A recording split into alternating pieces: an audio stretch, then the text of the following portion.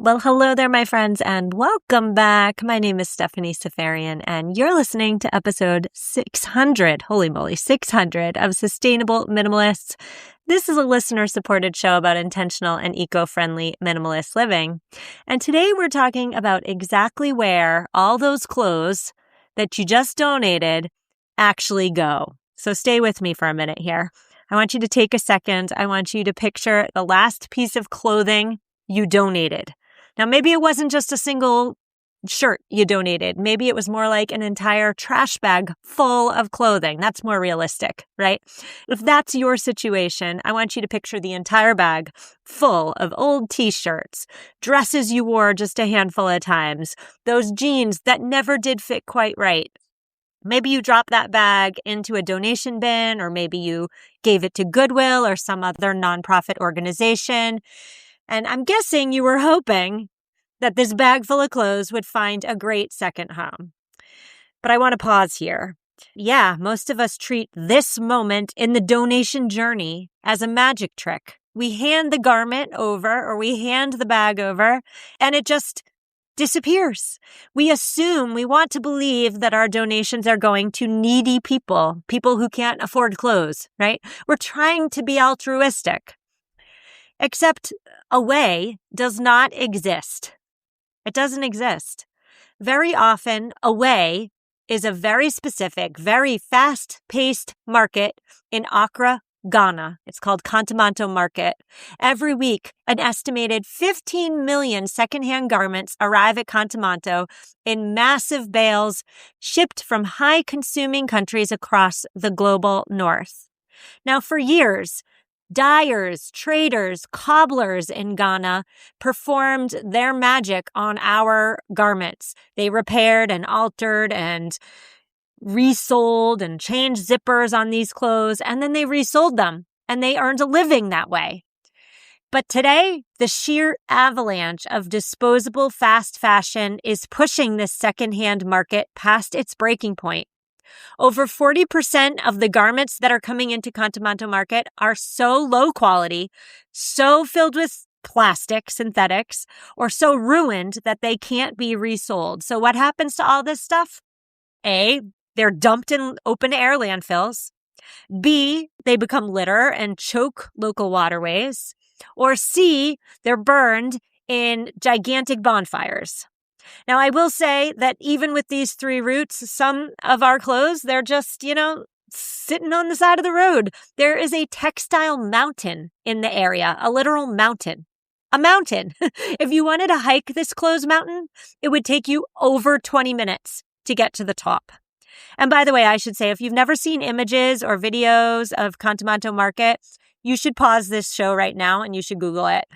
Picture in your mind beaches covered in clothes, like covered so that there is no sand to see. Massive piles of clothes as far as the eyes can see. Massive piles of our clothes, right? It's eerie. It's disgusting. It's apocalyptic. And so today I'm speaking with Emmanuel Kufta. He goes by the name Dot. He is a Ghanaian resident. He is also a contemporary artist, and he is making a gigantic 2-story handbag out of just some of the discarded clothes that are littering the area surrounding Kantamanto Market. Today, we're discussing how the illusion of charity feeds waste colonialism. We're talking about how you and I can stop treating our wardrobes as disposable. And we're talking about taking responsibility for where our clothes actually go. Dot, I'm so thrilled to talk to you today. How are you? I'm doing good, Stephanie. Thanks for having me, and I'm excited as much as you are to have the discussion. We try to make the world a better place one step at a time. Yes.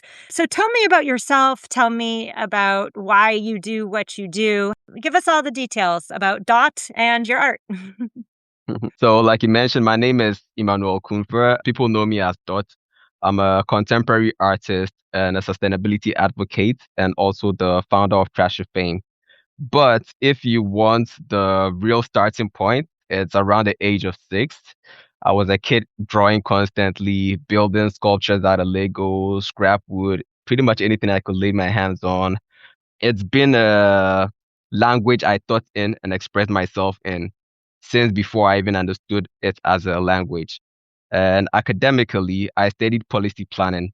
In a nutshell, it's a systematic process of organizing resources, designing public policies to improve standards and foster sustainable growth. I know it sounds far from art, but actually it helped me be a sharper artist because I saw a beautiful object and a broken system pretty much as the same kind of problem.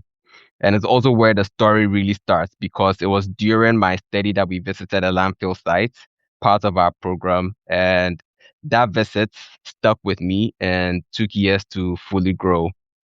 Right now, all of that has converged into one focus, which is Trash of Fame.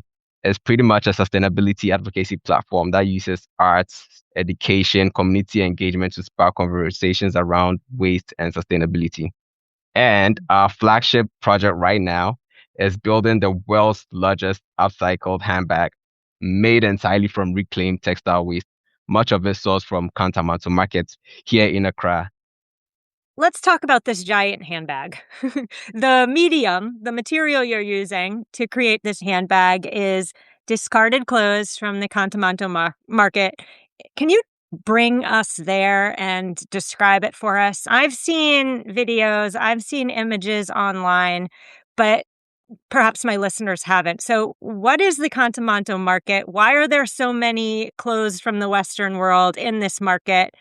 And why did you decide to use clothes as the material to make this giant handbag? Connect the dots for us, please. Yeah, that's a great question. Picture 42 acres in the middle of Accra. Alleyways so narrow, two people can barely pass through, and every single one of them is walled with clothing, not racks of clothing, but mountains of it. Kantamanto Market is the largest secondhand market on earth. That's the scale of it. And it's loud. It's alive. That there are tailors stitching on the sports, there are cobblers rebuilding shoes, designers repurposing clothing. It's pretty much the most resourceful place I've stood in. And every week, roughly 15 million garments arrive there. 15 million, mostly shipped from the US, UK, and Europe, compressed into bales, like 55-kilogram bales. Some are full of beautiful wearable clothing. Others, frankly, wet, stained, moldy, clothing nobody in the country where it came from intended to wear again, hidden underneath a few good pieces. And the All Foundation, which has worked with Kantamanto since 2016, estimates about 40% of what arrives in those bills leaves the market as waste, burned, dumped, washed into our water bodies, and eventually into the ocean. And I want to be fair here. The market is absorbing an amount of discarded clothing that no 42 acres of land was ever built to hold. This isn't a story about African disorganization. It's a story about traders performing extraordinary tries to sustain and manage the flood that has come to them that they did not create. Yeah, there's 2 points I want to make here. Number one is here in the US, we get tired of our wardrobes, so we quote unquote donate it, right? We put it in a charity bin or we sell it to the thrift store. But only a very tiny fraction of those clothes actually stay here in the US. The rest enters the global secondhand trade, and an awful lot of them are being shipped to Kantamanto Market in Ghana. So I just want to make clear, listeners, that it's our clothes that we're talking about today, yours and mine. The second point I want to make here is the footage I've seen of Accra, of the coast, of the market. You're the best person to ask, so I'll just ask you, is it as bad as the images make it seem? I've seen footage of kids crawling over piles and piles of textile waste on the beach. It's just everywhere. Our clothes are everywhere. It's pollution at this point. Do I have that right? You do have it right. Actually, the All Foundation, like I mentioned earlier, has a weekly beach cleanup they do. And every week, a lot of textile waste they are clearing from our beaches. Our beaches are pretty much like plastic beaches now, all from microfiber plastics and textile waste and synthetic materials, which are being made of. And like just last week and over the weekend, I went to town myself and the waste was enormous. There are mountains of waste. The scale is beyond description. So to answer your question, what you've seen is true. Yeah. So I have to ask you then, Dot, like when you see all of our trash essentially littering your country, how does that make you feel? Overwhelmed. Overwhelmed. Okay, so then what changed? Because in the 1980s, Kantamanto Market was the hub of a circular economy, right? There were craftsmen and craftswomen who altered garments, restitched garments, re-dyed garments, fixed zippers on garments, and made items new again to then be resold. But now we've got a major textile pollution problem. What has changed over the last, I don't know, 40 years? There's a word we use in Ghana for secondhand clothing, which is obroni wewu, and it translates literally to dead white man's clothes. Okay. And the story behind that is when these bills first started arriving decades ago, like you mentioned, people genuinely could not comprehend why anyone would give away so much clothing, especially so much good clothing, unless the owner had died. And that phrase outlived the confusion that it created. But I think about it constantly because it tells you everything about how away actually works. The concept of throwing away, right? There is no away. When you drop a bag of clothes in a donation bin or in Portland or in Toronto, it doesn't disappear. It enters a global trade route, right? And some of it gets resold locally. A huge amount gets built and shipped. And Ghana is one of the top destinations in the world for it. Researchers actually have a term for this, and it's called waste colonialism.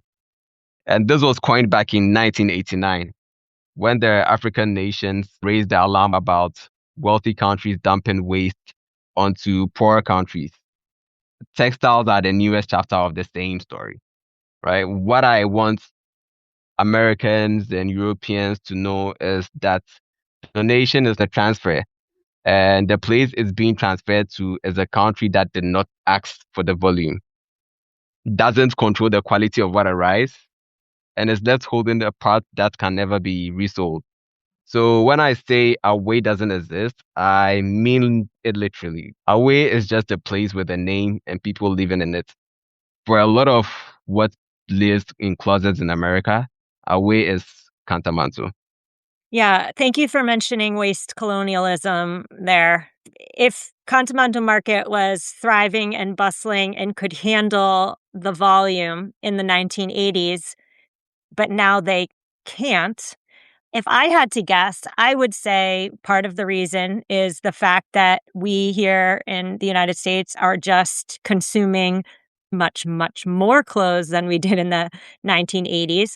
And in addition to that, we're buying cheaper junk, polyester, synthetic fibers, which is plastic. These are essentially single use or a handful of use textiles. They do not last, right? Like if your plastic Hmm. fork doesn't last, then it stands to reason that our plastic shirt is not going to last either. And so you can't really repair something that's made to become trash. And we're giving you our trash, essentially. Okay, so let's bring it back to your art. You're taking a small fraction, I'm guessing, of this Hmm. enormous amount of textile waste that arrives at your shipping ports every day, and you're creating the world's largest handbag with it all. Why a handbag? I chose a handbag because nothing in fashion carries status quite the way a handbag does. People will spend more on a single designer handbag than an entire Kantamanto trader earns handling literal tons of clothing in a month. A handbag is one of the purest symbols we have of the gap between what something costs and what it's actually worth. But I'll be honest with you, this isn't just an observation I made from a distance. I was sold into conditioning too. Like growing up, I absorbed the same message a lot of us did. better is more, new is status, new is success, flex culture is achievement. I've genuinely enjoyed nice things. I still do. I'm not pretending otherwise, but somewhere along the way, I started asking myself harder questions like, whose standard am I actually chasing?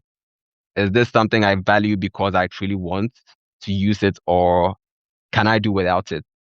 Or do I want it so that other people acknowledge what I have?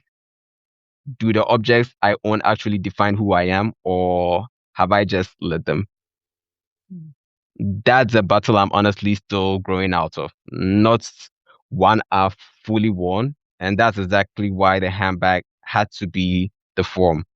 So the idea became take the ultimate symbol of exclusivity and status and build it entirely out of that thing that industry considers worthless, which is waste. Right? I want someone to stand in front of this enormous bag and feel two things at once, like recognition, because they know exactly what a status handbag is supposed to mean, and then disorientation, because this one is made out of trash. The handbag isn't decoration. You already know how to assign an enormous value to an object. You do it every day. The question I'm putting in front of you and in front of myself too is simply who taught you what deserves value and who benefits from you never questioning it. I love that. I love that. Yeah, as you're talking there, Dot, I was just writing down some notes, essentially. Number one, like you said, a handbag is a status symbol at the end of the day. People are Right. spending thousands, tens of thousands of dollars on a bag. I will die on this hill that a $10,000 handbag can hold your keys and wallet just as good as a $50 handbag can. So No that's lies number detected. one. Yeah. But number two is that you're being playful, essentially, with consumer culture by taking literal trash and turning it into something that so many of us perceive as a treasure, right? Like, who are marketers to tell us what we should covet and what is trash versus what is treasure? That's what I'm getting out of your idea and your art, but I'm not an artist and I don't know what I'm talking about. So I just some thoughts there. And I'm thinking now too, in terms of handbags in the United States.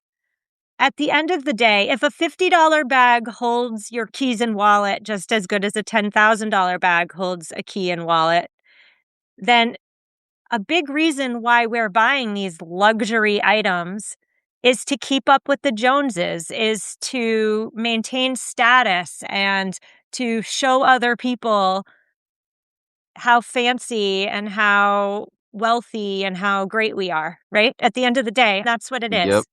And the desire to keep up has been instilled within all of us through consumer culture. Untangling it is not an overnight thing. Also, as you mentioned, it's not one day you wake up and say, I'm not going to participate in consumerism anymore. Usually it's a journey. And I think that a giant handbag sculpture made out of our discarded trash, our trash being status symbols at the end of the day that we purchase to keep up with the Joneses, is a great way of getting people to think about is keeping up with the Joneses actually in line with the way I want to live my life? Is my discarded clothes the legacy that I want to leave on this planet? So, just some thoughts there that I have as I think about your work. But I want to talk about how Ghanaians treat their clothes. I'm hoping that you're going to tell me that you revere your stuff a little bit more than we do in the United States. So that's question number one. But question number two is, what do you want Americans to know about repair and being resourceful and keeping things a little bit longer? What message do you have for us in those regards? Inside Kantamanto, right next to the pile of waste, there's a row of tailors and cobblers and designers treating every single garment as a life. They have life left in that garment, right? Or jeans with a broken zipper isn't trash. There's a job for a tailor 2 stalls down the lane. A shoe with a torn sole isn't trash. It goes to a cobbler who can rebuild it by hand. The market recirculates an estimated 25 million garments a month. through resale, repair, and upcycling. That is a circular economy operating at a scale most Western sustainability programs can only aspire to. And it's running almost entirely without government subsidy, without corporate sustainability budgets, just scale and necessity. And growing up here, you are taught that clothes are meant to be maintained, not replaced. Repair is the first instinct, right? So if something rips, you mend it. If it's outgrown, you pass it on to a cousin, to a neighbor, to a younger sibling. And that's not poverty aesthetics. That's a value system that predates fast fashion by generations. And honestly, it's closer to how most of the world dressed before the last 20 or 30 years made replacing things feel normal and even virtuous. I think the world, especially wealthier countries, unlearned something that Ghana never forgot. And that an object's value doesn't expire the moment it develops a flaw, a stain, a tear, a missing button. None of that used to be a death sentence for a garment. It became one because cheaper, faster to replace it than to fix it. Like Ghana's repair culture isn't work around for poverty. It's actually the older, more rational relationship with materials, goods, and the rest of the world is the outlier. And just similar to the fast fashion and the Western world, it has caught up on here in Ghana as well, where people are easily treating clothing as disposable because we are all connected by the internet and we see what's going on. And fast fashion is a major contributor to that. And keeping up with the Joneses, like you said, trying to look what society deems as cool. So we chase the novelty of what society says is valuable. Yeah. I'm thinking about Americans, and I'm thinking that, like you said, a good subset of Americans chase what's cool, chase what's new, chase what's shiny. Then they put their clothes in a bag, they put it in the textile recycling bin, or they put it on the curb. I don't know what they do with their clothes, but out with the old, in with the new. They're chasing what's cool. They don't really care what happens to their clothes. And I'm probably never going to change their minds. Maybe you will, but I won't. They're just going to do what they will. But then there's another subset of Americans who also keep buying new clothes and keep getting rid of their existing clothes. So more come in, then more come out. And they're giving clothes away because of the misguided notion that they're quote unquote helping people, or they're helping to clothe people around the world who don't have clothes. They're doing something altruistic and good by giving their abundance to those who have less. Can you just debunk that myth here and now for those people? So I want to be really clear about that because it's an easy but wrong conclusion. When you are donating clothing that is genuinely wearable, that supports a trade and a real livelihood here. The problem isn't the act of donating, it's the volume and the quality. If people buy less and buy better in the first place, what they eventually donate is worth more than when it lands here. Yeah, that makes sense. So, what I hear you saying is we need to buy less junk, buy less fast Please. fashion junk. We need to hold on to our clothes longer. Yep. And we need to only donate stuff that actually has a life beyond us. How many of us, if we're being honest, have put some ripped, stained, disgusting piece of clothing in the donate bin because we felt guilty putting it in the trash? We need to be honest about the quality Right. of the stuff we're donating. So those Right. are my three thoughts, but what else should we be doing here? Like you mentioned, give your possessions a longer lifespan. Repair, reuse. The last ultimate point would be to recycle. Share your clothing and think about the end life of it because there's a misconception because it's out of sight, out of mind, once it's thrown out, it's someone else's problem. And the someone else is us here dealing with that problem. When I'm throwing something away, I'm asking myself, am I throwing it away because it's really valueless or because I've decided it has no value? Another thing I ask myself, would I still value this thing I'm buying in 5 years? Not want or have it. Would I still value it in 5 years? Because at the end of the day, it's a mindset and it has to do with behavioral change. Well, I don't know if you know who Marie Kondo is. She's a big voice in the decluttering movement. And she always says, you should ask yourself, does this item spark joy? Does it spark joy? And I have always, for 10 years now, had a real problem with that question because it is so self-centered. Like, oh, if it doesn't spark joy, I'll just throw it away and send it to Ghana. That is not responsible. That's not what Right. responsible people who are dedicated to intentional living do.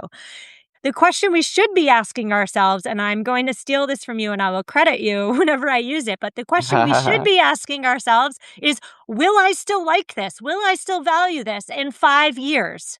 That's the real question we should be asking ourselves. So thank you so much for making that. I love it. All right, so let's bring Thank this you. back to your art.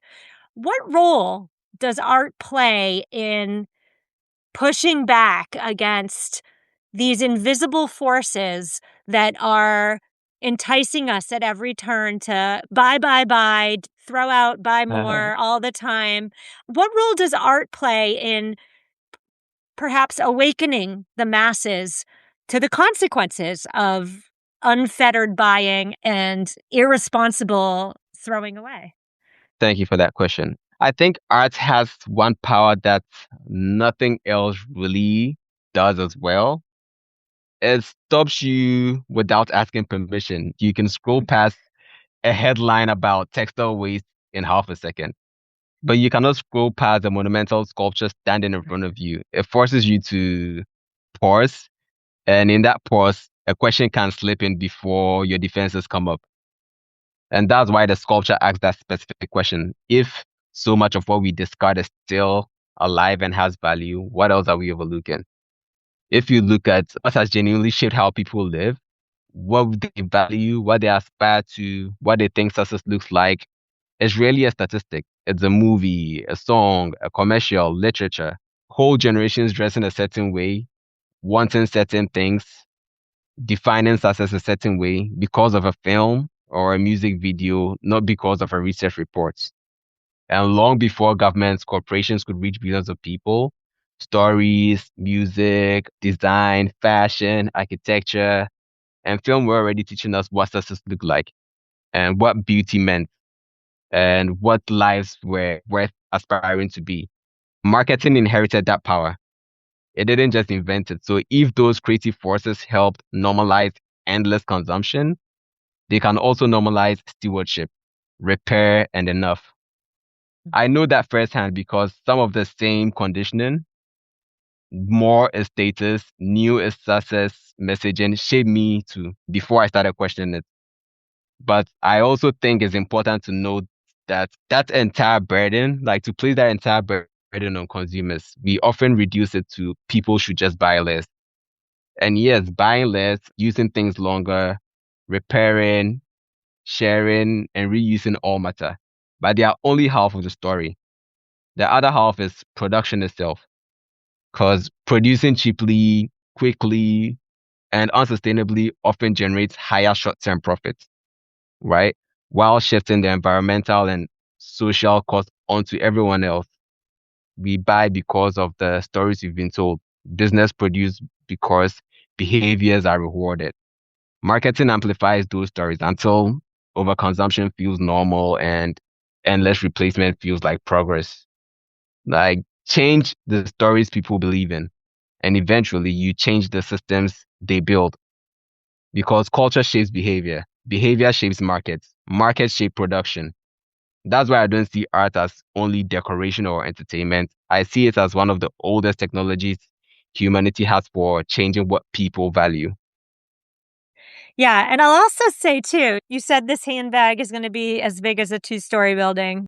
The sheer size of it highlights the absurdity of consumerist culture, doesn't it? Like when you're standing over a gigantic looming handbag, it highlights how absurd it is that we have tied our worth to our stuff, number one. And it also highlights the absurdity associated with prioritizing short-term profit over the long-term health of our planet at the end of the day.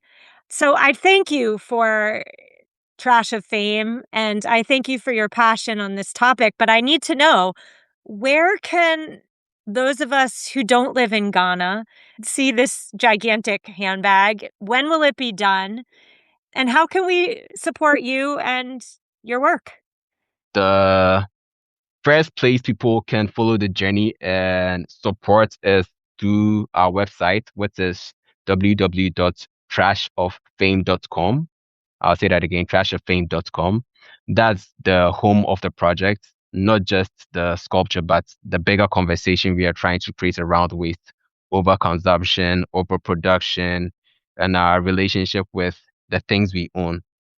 If people want to stay connected, the website is where they'll find the project, updates, opportunities to support the initiative, and ways to volunteer in different capacities as the project grows. I love it. Yeah. Well, Dot, I want to thank you so much for coming on. Keep up the good work, and I look forward to continuing to follow your work. Thank you so much. Thank you very much, Stephanie. I really appreciate it. It's been an exciting conversation and a really honest one. Listeners, that's a wrap. My friends, show notes are at mamaminimalist.com/600. We will be back next week where we're discussing reducing all of that digital noise so we can spend more time on what actually matters. Quick plug for book club. We're meeting on September 23rd, 7:30 p.m. Eastern, and we're reading Birding to Change the World. It's a memoir by Trish O'Kane, and it's a lovely book for anybody who thinks, oh, I'm just one person, I can't do anything. You got to read this book, and then you got to come to our meeting and talk about it. Yes, you do. We'd love to have you September 23rd. See you then. I've put some more details in the show notes for you. As always, please reach out if you need me. If you're messaging me on social media, there's no guarantee I'm going to see it. So email me. My email's in the show notes. Go ahead. Say hello. That would be lovely. I love hearing from you. And take care.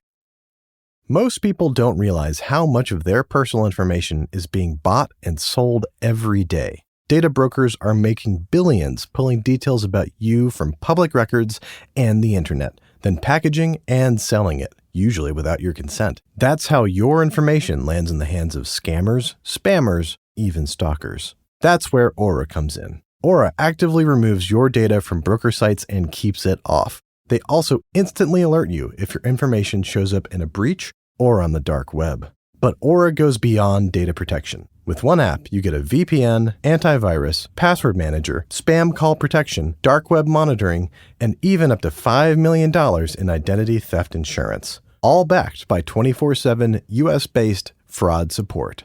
Other companies might just sell credit monitoring or just a VPN. Aura gives you all of that together at the same price competitors charge for just one service. Start your free trial today at aura.com/prevent. Protect yourself now at aura.com/prevent. If you like the show, please take a moment to rate, review, and subscribe. It really does help the show to grow. Thank you for listening.